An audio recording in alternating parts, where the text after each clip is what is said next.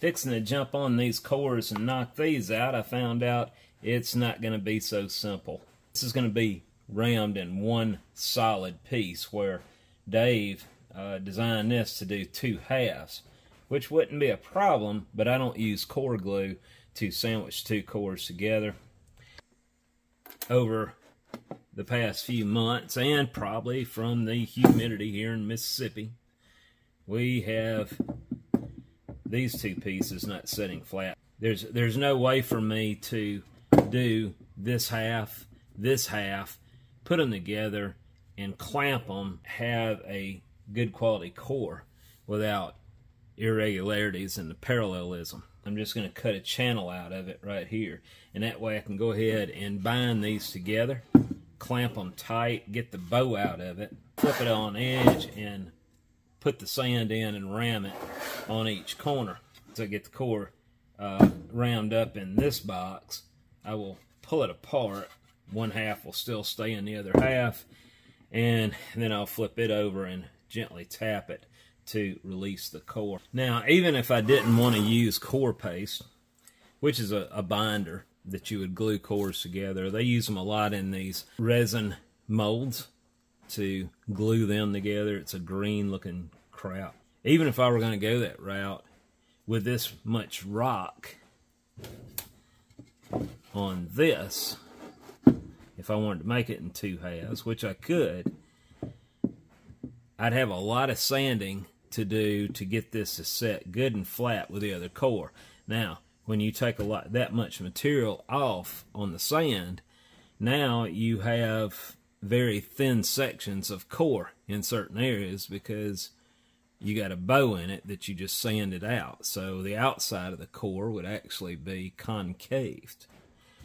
Despite how flat you have the center line of the cores, your outsides would do this when I put them together after I sand these flat. Even if I didn't sand them flat, they're still going to be doing that on the outside. They'll just be a lot thicker.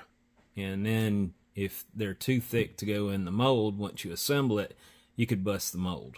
Honestly, I don't know how much tolerance Dave gave on this, but I'd just soon get it back flat the way he designed it.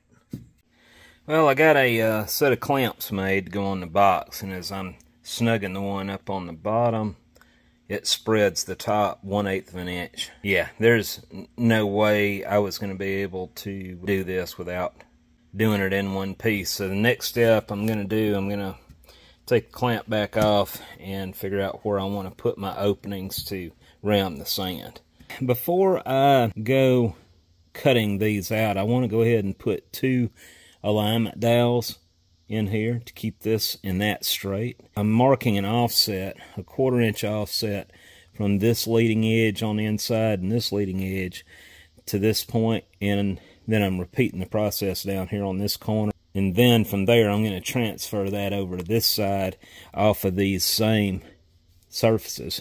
The reason for that is I'm kind of lost as what the datum plane was originally on the outside that he was going by. As long as I stick to the inside contour and lay these out, they should fall a lot closer in place in relation and not have any mismatch between the two when I go to assemble the flask, if I go by this inside dimension on both of these. I have a little straight edge, it's 1/4 inch thick, and I've already laid this one out on this corner and this corner. So on this one, this is like a matchbook, right? If you were to open and close them. So we want this to be laid out here and on that corner on this one. I'm just going to lay this straight edge and flush it out with the contour on the inside here where I don't have a lip, and that gives me a 1/4 inch offset from the apex. So I'll put a crosshair here, and then I will do the same thing here, flush it out on the inside surface, and then from there, so now we have a 1/4 inch offset both ways to the apex, which is about right here. But this is our crosshair. So we'll do that diagonally on this side, and that should help eliminate a lot of air as we go to ram these cores up. Feels right. Alright, so let me get my center punch. And as I said, like a matchbook, this layout and this layout, this layout and this layout correspond with each other and keep this profile the same. So we're going to put a little center punch right on the crosshair.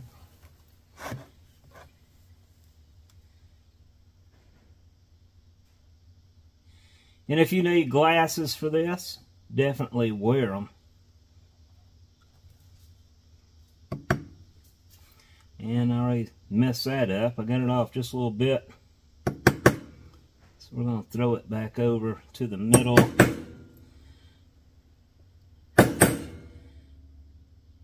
That looks good.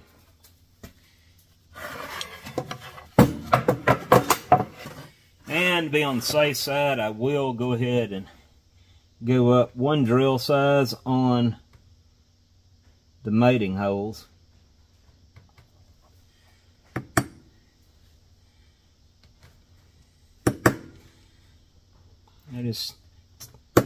Being on wood, this is going to be a little different than it would be with laying out on steel. So you want to take little smaller pecks at it. Alright.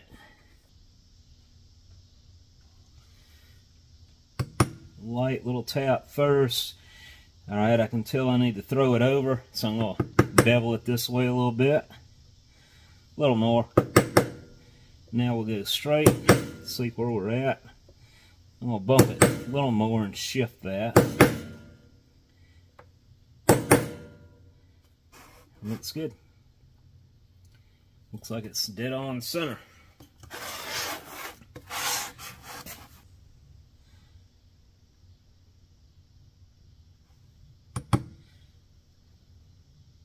And I need to throw it that way a little bit. A little more. A little more.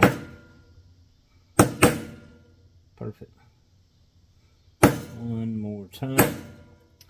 Alright, so now from here I'm going to drill these out a 1/4 inch because I do have 1/4 inch dowel rod on hand. I feel like I'm pretty close to where I should be. I'm just barely going to kiss this with the drill bit just to make sure that I have a concentric cleanup circle around that center punch.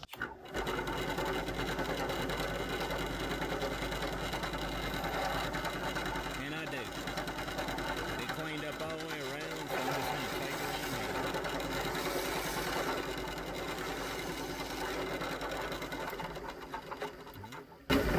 here. So I'm going to repeat the process on the other one with a little bit bigger drill. And we'll see how this fits. This is the holes that I drilled that I want to glue my dowels into. And I'm checking 450 thousandths, a little over. So let's give that an extra 100 thousandths. So it'll be 550. Close enough for wood, right? And as I said, this is dowel, 1/4 inch dowel rod that will fit snugly in there, and it's got a little bit of, it's got 10 thousandths bigger diameter on the other piece.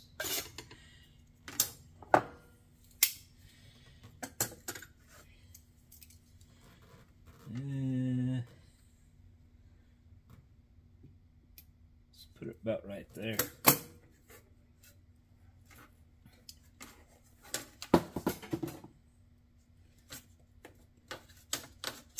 If you do it like this, you won't have splintering. Fairly short knife.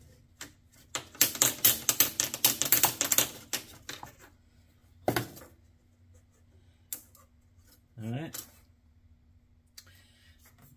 Put a little dab of glue on it. Let's make sure. Because once I put it in there, it's not coming out. That's good.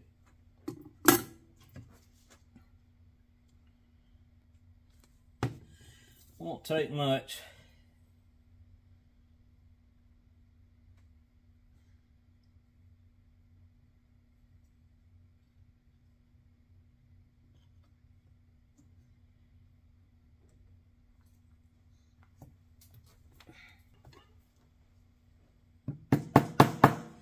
Alright. I'll do the other side, and you know, my drill press is not rigid, so let's double check this hole depth. Yep, 450. Alright, so we'll cut it 550.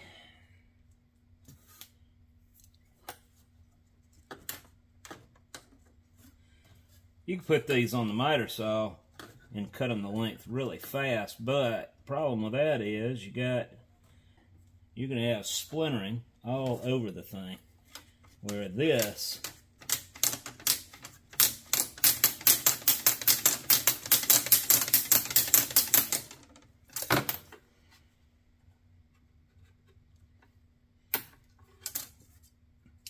works better.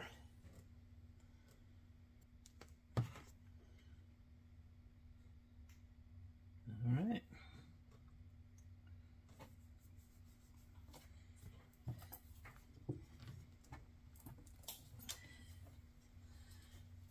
So now we should be able to put this and this together, and the position of the profile on the interior should match up a lot better than if I were depending on one of these sides, which, as I said, when Dave made this, he had two sides that he used for a datum plane, I'm sure. But I don't know which two sides that was. So this kind of takes the guesswork out of it.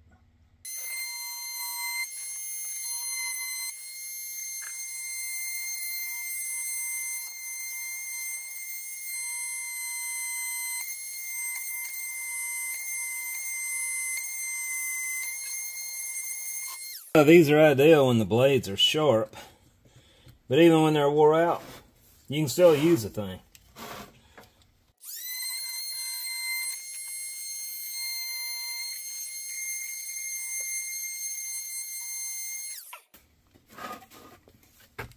So we've got this end cut out. I'm going to turn around and do the same thing here. I think we actually hit a screw right there, or a nail. Felt like it. That's a good thing about those saws. You can hit a nail and keep on cutting, even though this blade's all eat up. I'm not promoting this tool, but I will tell you it's the handiest little thing to have in certain situations. You can cut blind holes straight in the wood. I wouldn't have bought this, but for my birthday, my brother gave me a gift card. I decided to go ahead and get one of these. I guess my brother got it for me. But yeah, other than having to buy expensive blades for them, it has bailed us out of a lot of situations where a hole saw just can't cut it. I cut two access holes, one here and one on the back side. So I will round this side as tight as I can, flip it over, and then repeat the process here. Having to mix up 3,000 grams of sand, and at 6% we're going with 180 grams of sodium silicate.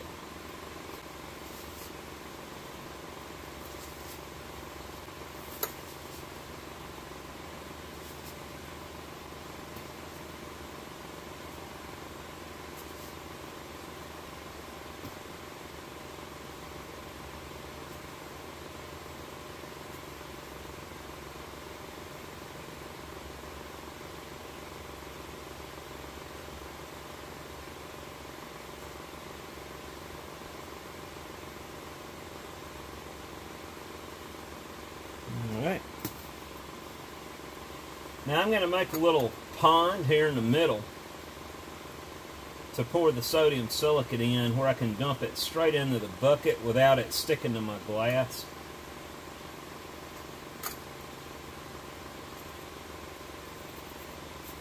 So we got 3,000 grams so far, plus 180 grams. That's going to be 3,180.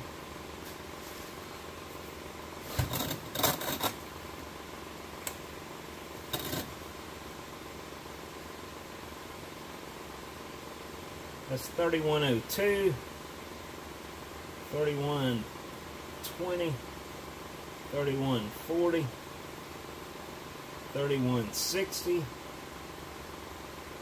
70, 77, 84. 4 grams over max.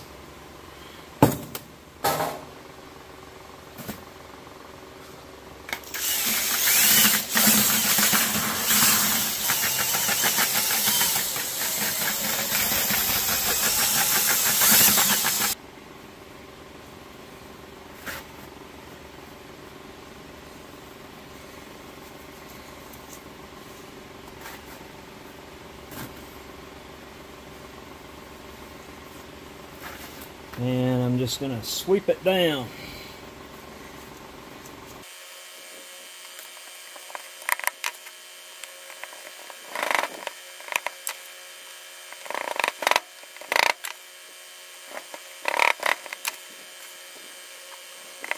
Ram it good like this and make sure those corners get packed.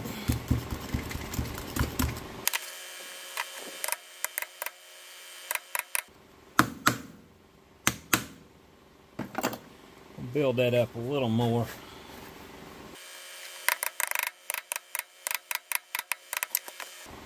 All right.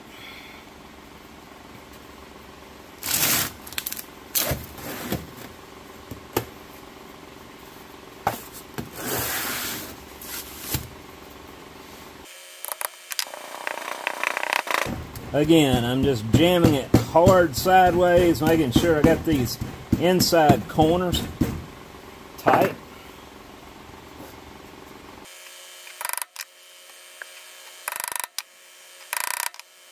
I like that. Yeah. Alright, so now we're going to gas it.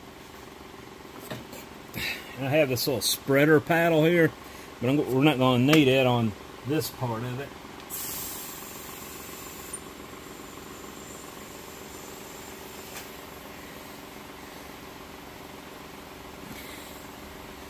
Like I said, the gas is not going to be able to work its way all the way down here. I probably should have put some holes out here on the sides, but the first one came out okay, so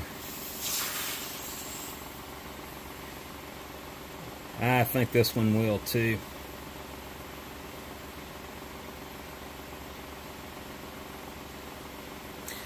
And once we get the other 2 cores made, we're going to put these in a kiln. And we're going to set the temp at about 200, or, well, 300. And we'll just let it soak that heat up overnight, drive off all the steam, and they will be ready to lay in the molds tomorrow. We'll have these poured and most likely have these things shipped Monday if it all goes well.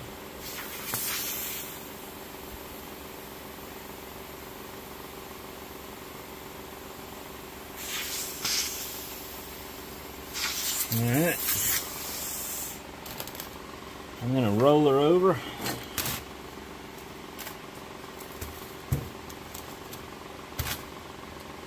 Yeah, see, this side is still wet, so it never did work its way all the way through. And I got the pressure jacked up pretty high.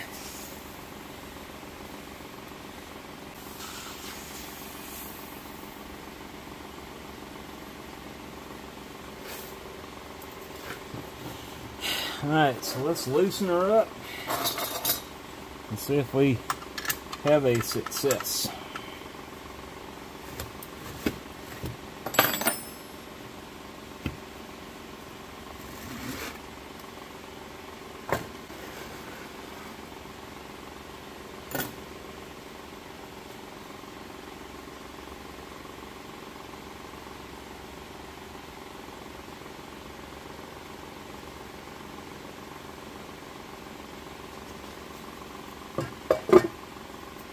so no visible cracks. That's good. So I'm going to put this piece back on the end of my hose. It's got a little slit there to evenly distribute the gas, or a little bit better anyway.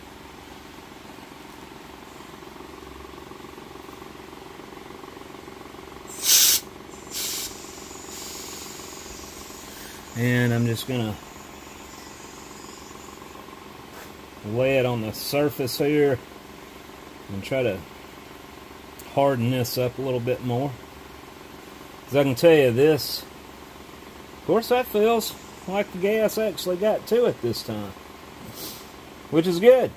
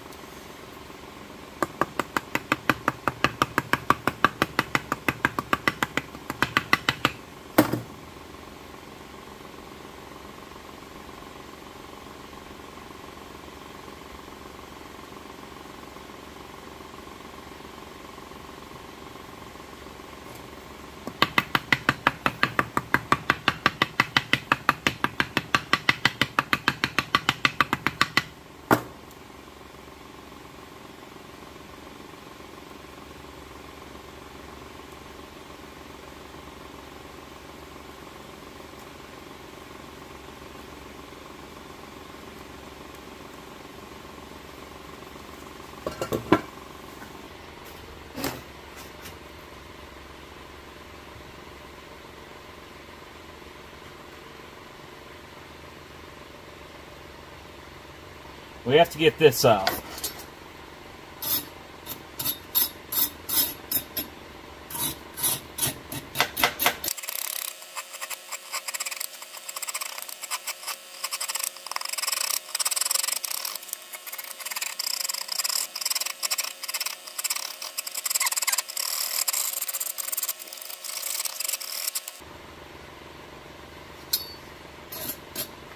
All right.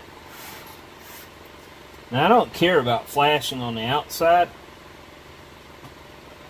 It's just going to be on the inside. And knock it right off.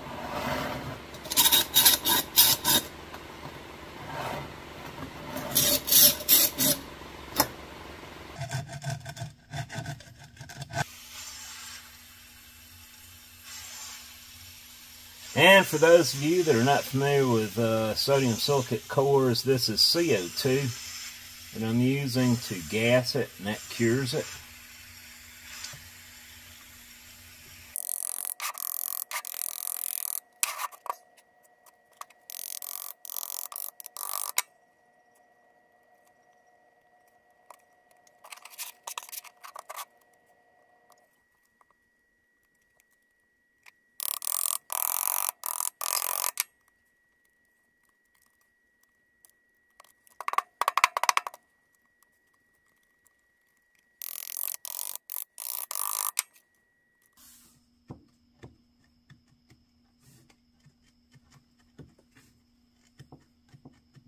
Almost there. Yep.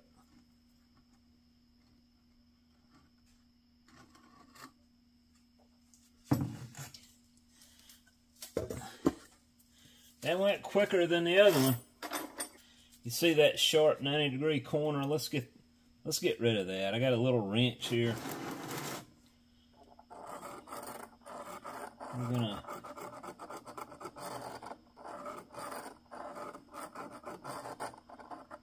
just dress that down.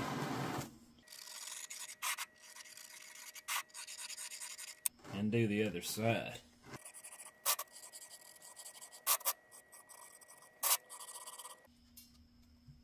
That's it. We will put all these in the kiln, get that thing turned on, and start ramming the molds. This is one half of the pattern, and the outer rim here is the core print that this sets down in. Uh-oh. Ooh, I didn't catch that. shoot. Yeah, I'm gonna have to trim that down. It's fine this way, I think. It's just not this way.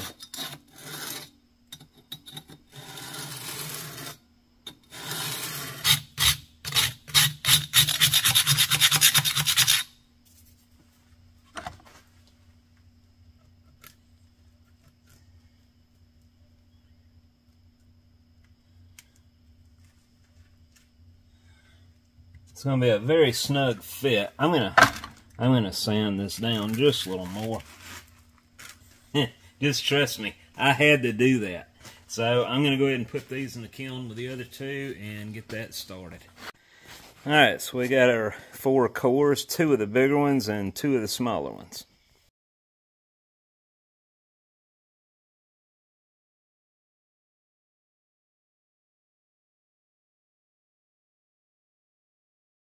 For those who have been asking about the Windy Hill Foundry hats, these are now available on my website, windyhillfoundry.com, under stores, or you can click on the above link. These are on the pricey side, but keep in mind the shipping is included. Have a good day.